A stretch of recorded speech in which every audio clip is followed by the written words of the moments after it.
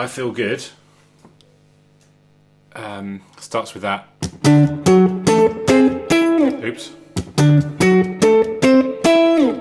Just all in octaves, and then the horn line I just do like a inversion of D9, F sharp minor 7 flat 5, and then the backbeats as well, so you get like.